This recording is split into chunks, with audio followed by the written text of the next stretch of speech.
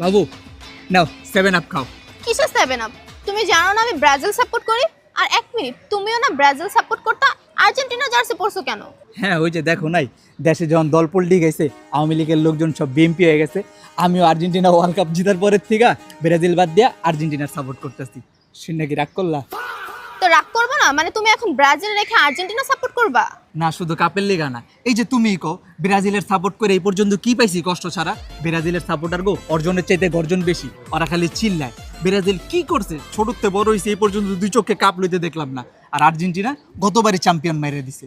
তারপরে তুমি কও আমি যে ব্রাজিল সাপোর্ট করুম, ব্রাজিল সাপোর্ট করে কি লাভ? কোয়ার্টার ফাইনালি পার করতে পারে না ওরা, ফাইনাল কি জিতবো? আর অগবল স্টার প্লেয়ার নেইমার মাঠে কম খাটে বেশি খেলে, কিছু হলে ইনজুরি আর নাটক। ওর তো ফুটবলার না, ওর তো অভিনেতা হওয়ার দরকার ছিল। তারপরে তুমি দেখো এই যে ব্রাজিল একটা দল যে গোল খাইলে তো মাইনা নেন, যে 1টা খায় 2টা খায় 3টা খায়, এক আলি খায় মাইনা নিতাম।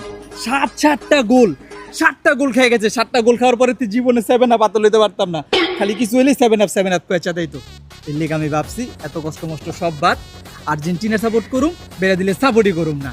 তুমি বাবা ভালো একটা বুদ্ধি দেই, ব্রাজিল এগুলো বাদ দিয়ে দাও, আর্জেন্টিনার সাপোর্ট করো। দুজনে এক লগে মিলে 7 আপ খামনে। তোর সাথে ব্রেকআপ।